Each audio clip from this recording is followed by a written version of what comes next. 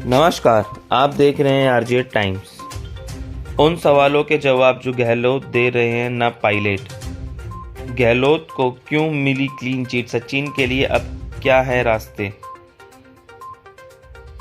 कितनी बार हमने और अपने जादू का खेल देखा होगा। जब भी जादूगर कोई ट्रिक करता है तो ऑडियंस गौर से ऑब्जर्व करती है। जादूगर के हर मूवमेंट पर नज़र रहती है। ऑडियंस को लगता है कि जादूगर की ट्रिक पकड़ लेंगे, लेकिन तभी कुछ ऐसा होता है जो चौंका देता है। इसी को जादू कहते हैं। राजस्थान में भी 20 से 28 सितंबर के बीच कुछ ऐसा हुआ जो किसी के समझ में नहीं आया।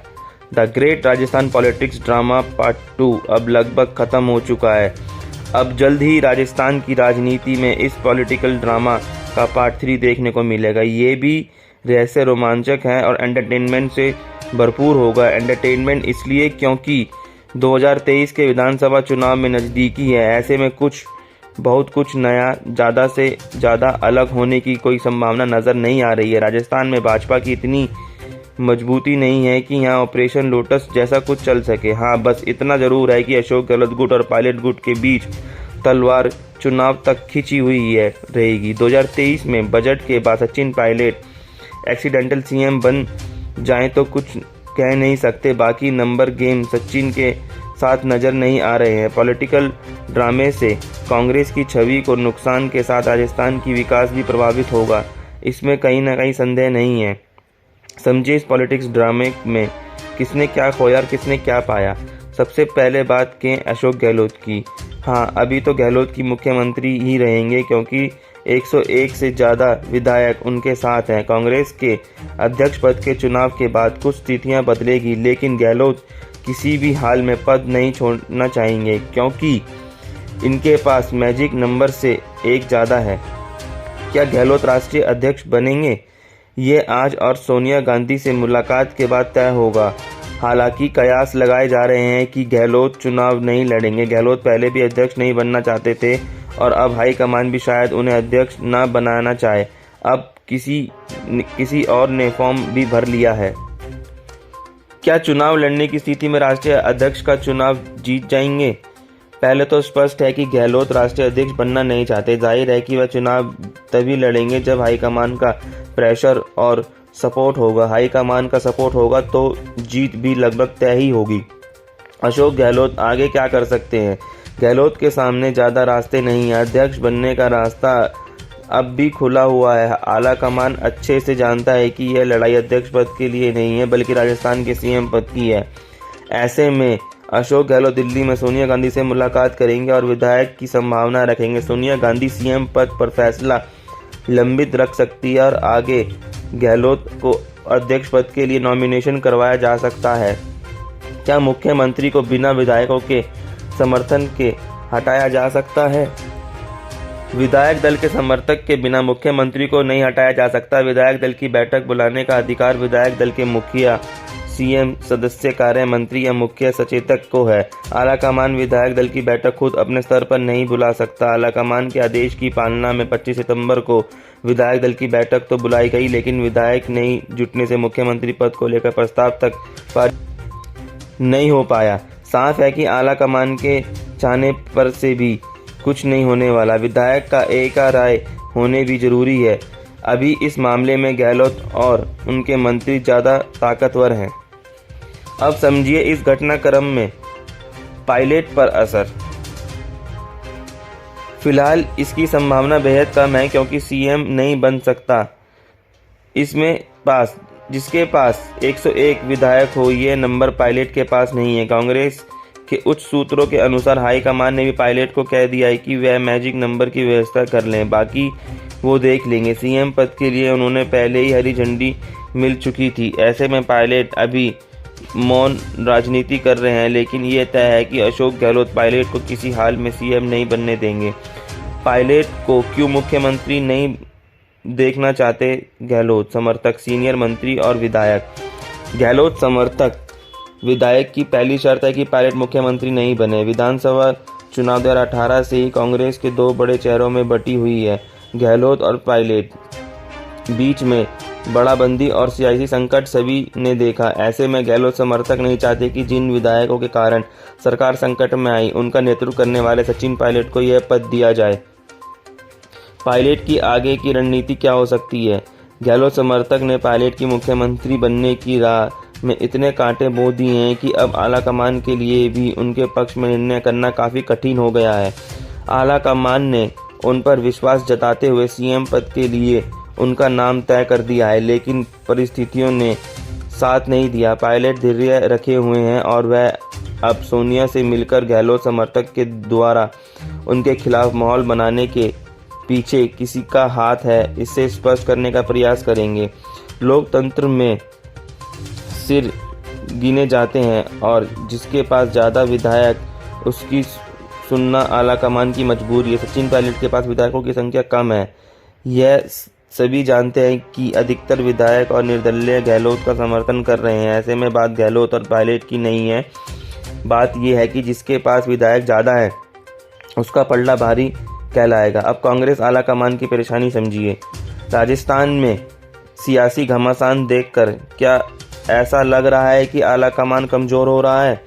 इसे समझने के लिए भाजपा की भी बात करनी होगी। भाजपा में आलाकमान ने एक साल में 5 मुख्यमंत्री बदल दिए, लेकिन कहीं हल्ला नहीं मचा। लेकिन कांग्रेस ने पंजाब में सीएम बदलने का प्रयास किया तो गुटबाजी के चलते सीएम कांग्रेस आलाकमान को काफ़ी आंखें दिखाई गई। अंत में पंजाब का सीएम बदला, लेकिन सरकार चली गई। मतलब आलाकमान का सियासी दाव सही नहीं पड़ा। कांग्रेस की बात करें तो अब सिर्फ 2 राज्य राजस्थान और छत्तीसगढ़ में विश्वयुद्ध कांग्रेसी सरकार है। कांग्रेस आलाकमान राजस्थान को लेकर रिस्क नहीं लेना चाहता है। साथ ही गुजरात सहित कई चुनाव में राजस्थान की महत्वपूर्ण भूमिका है। एक बार फिर गांधी परिवार नेतृत्व करेगा। कांग्रेस में गांधी परिवार और भले ही आरोप लगाते रहे हो कि, लेकिन इतिहास गवाह है कि जब भी सत्ता गांधी परिवार के हाथ से गवाई गई है, जब भी सत्ता परिवार के हाथ से गई और कहीं कांग्रेस में या तो टूट गई है या फिर पार्टी बिखर गई है। हालांकि उदाहरण भी इसकी तरफ इशारा करता है कि ऐसे में एक बार फिर ये समीकरण बन सकते हैं और नैरेटिव सेट हो सकता है कि अगर कांग्रेस को चलना है तो सत्ता गांधी परिवार के ही हाथ में रहना आवश्यक है। कांग्रेस हाईकमान पूरे घटनाक्रम को किस रूप में देखेगा? ऊपरी तौर पर इस घटनाक्रम को लेकर भले ही अशोक गहलोत को क्लीन चिट मिल गई हो, लेकिन हाईकमान इस पार्टी से मुलक्फित के तौर पर ही देखेगा, क्योंकि राजस्थान में 1998, 2008 और 2018 में एक लाइन का प्रस्ताव गहलोत के पक्ष के पास हुआ था। तब विपक्षी गुट ने विद्रोह नहीं किया। 1998 में परसुराम मंदरेना, 2008 में डॉक्टर सीपी जोशी और 2018 में सचिन पायलट गुट पक्ष में था। गहलोत के समर्थन में यह प्रस्ताव पास होना था और हाईकमान के कहने पर इसी तरह एक लाइन का प्रस्ताव पास हुआ था। इस पर भी ऐसा होना था कि चूंकि गहलोत गुट इस बार विपक्ष में था और यह विद्रोह हुआ तो सीधे तौर पर हाईकमान इसे पार्टी की मुलाकात के रूप में ही लेगा। इसका लॉन्ग टर्म असर देखने को मिल सकता है। हालांकि अभी कोई नुकसान नहीं दिख रहा है गहलोत के प्रति हाईकमान के सॉफ्ट कॉर्नर की वजह। गुजरात चुनाव 2 महीने में है और अगले सभी चुनावों के लिए फंड की जरूरत पड़ेगी, जिसका बड़ा जरिया राजस्थान है।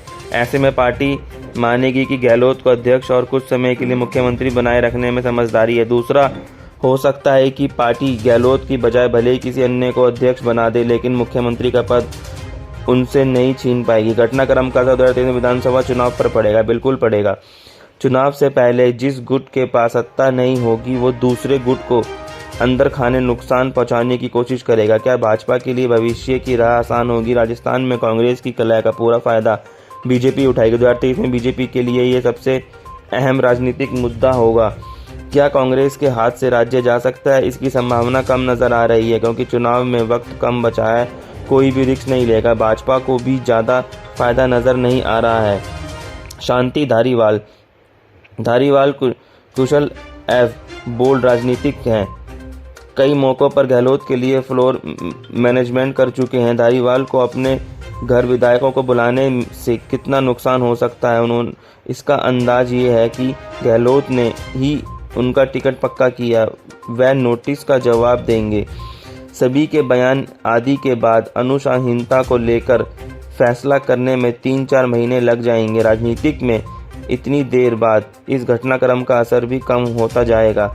महेश जोशी पहले सीएमआर में विधायक दल की बैठक बुलाने और फिर धारीवाल के घर पर विधायकों को बुलाने के आरोप वह गहलोत के हमेशा से ही करीबी रहे हैं। टिकट और मंत्री पद गहलोत के कांटे से हैं और वह कह चुके हैं कि साजा भुगतने को तैयार भी हैं, लेकिन अब अगले बजट तक कोई नुकसान होता नहीं दिख रहा है। धर्मेंद्र राठौर गहलोत के हनुमान कहे जाने वाले धर्मेंद्र राठौर विधायक नहीं हैं और विधायक दल की बैठक से पहले उनकी ओर से विधायक को इकट्ठा करना विवादित रहा। उनकी राजनीति गहलोत के इर्द गिर्द ही घूमती है और ऐसे में गहलोत को वजूद जब तक रहेगा उन्हें अपने आप मजबूती मिलती रहेगी। वह गहलोत का समर्थन करते रहेंगे और गहलोत उनके लिए फ़ायदे के रास्ते बनाते रहेंगे। अब समझिए 8 दिन में क्या हुआ जिससे कोई नहीं समझ पाया। राजस्थान की राजनीति में अशोक गहलोत को चाणक्य के साथ जादूगर भी कहा जाता है। पिछले कुछ दिनों के उनके बयानों और तरीकों में इसे समझाया जा सकता है। 20-23 सितंबर तक जिस तरह कांग्रेस में शांति चल रही थी वो तूफान से पहले की थी। ऐसा माना जा रहा था कि बहुत आसानी से पायलट के लिए रास्ते खुल गए हैं। गहलोत अब राष्ट्रीय राजनीति में चले जाएंगे, लेकिन गहलोत ने इन 3 दिनों में हर दिन हर मैसेज में ये क्लियर कर दिया कि उनके पास कोई पद रहे या ना रहे वह राजस्थान को नहीं छोड़ेंगे। ये भी कह दिया कि सीएम कौन होगा यह बहुत ही नाजुक फैसला है। माना जा रहा है कि गहलोत जो चाहते हैं वो करने में सफल हो गए हैं। 20 सितंबर मांग अध्यक्ष बने लेकिन मुख्यमंत्री नहीं बदले। गहलोत ने सभी विधायकों को अध्यक्ष पद के लेकर आलाकमान के कॉल की जानकारी देते हुए खुद के नामांकन भरने की सूचना दी। विधायक ने कहा कि यहाँ मुख्यमंत्री नहीं बदला जाएगा तो गहलोत ने आलाकमान को भावना पहुंचाने का आश्वासन दिया। 21 सितंबर बयान 2 पद का नियम अध्यक्ष पद पर लागू नहीं होता। गहलोत बोले अध्यक्ष पद या सीएम पद पर मेरी ज़रूरत है तो मैंने माना नहीं कर सकता, लेकिन एक पद एक व्यक्ति का नियम केवल नॉमिनेटेड पोस्ट के लिए है। चुनाव लड़कर कोई भी 2 पोस्ट पर रह सकता है। मेरा तो मन है कि अब मैं ना पद पर रहूं और ना दूसरी पद पर रहूं, सिर्फ पार्टी की सेवा करूं। 22 सितंबर बयान बिना पद भी राजस्थान की सेवा करूंगा। आपको बता दें मुख्यमंत्री कौन होगा सवाल पर गहलोत ने कहा कि general secretary in charge Ajay Maken और कांग्रेस प्रेसिडेंट सोनिया गांधी वो लोग फैसला करेंगे। मीडिया द्वारा फैलाया जा रहा है कि मैं मुख्यमंत्री पद छोड़ना नहीं चाहता। मैं तो किसी भी पद पर नहीं रहना चाहता। नॉमिनेशन फॉर्म भरने के बाद भी कहूँगा कि मैं किसी भी पद पर नहीं रहना चाहता, जबकि मैं कांग्रेस की सेवा बिना किसी पद के कर सकता हूँ। 24 सितंबर शुरुआत में अचानक जैसलमेर में तनौट माता के दर्शन। गहलोत को सोनिया गांधी के आदेश पर अगले दिन 25 सितंबर को विधायक दल की बैठक ले जा अजय माकन और मल्लिकार्जुन खड़गे के आने की सूचना मिली। इस विधायक दल की बैठक को सूचना अशोक गहलोत के ओएसडी ने मीडिया ग्रुप में डाली, लेकिन उसके तत्काल बाद 25 को मुख्यमंत्री के जैसलमेर में तनौट माता के दर्शन को लेकर यात्रा कार्यक्रम की सूचना डाली। 25 सितंबर बड़ा बयान राजस्थान ही बचा है कांग्रेस के पास। मुख्यमंत्री के पद पर बने रहने के सवाल पर गहलोत ने जवाब दिया कि ये बात कभी दिमाग में नहीं रही मेरे। मैं तो 9 अगस्त में ही कह चुका कि राजस्थान में अगला चुनाव जीतना बहुत आवश्यक है। बड़ा राज्य राजस्थान ही बचा है कांग्रेस के पास। 25 सितंबर मुख्यमंत्री निवास में बैठक करवाने का आइडिया। अजय माकन मल्लिकार्जुन खड़गे को शाम 7 बजे विधायक दल की बैठक में शामिल होना था। तब गहलोत जैसलमेर यात्रा पर रहे। प्रदेश कांग्रेस अध्यक्ष गोविंद सिंह डोटासरा तथा फूड एंड सिविल लाइंस मंत्री प्रताप सिंह कचरियावास भी उनके साथ रहे। बहुत बहुत धन्यवाद आज टाइम्स को देखने के लिए। लाइक सब्सक्राइब जरूर करें।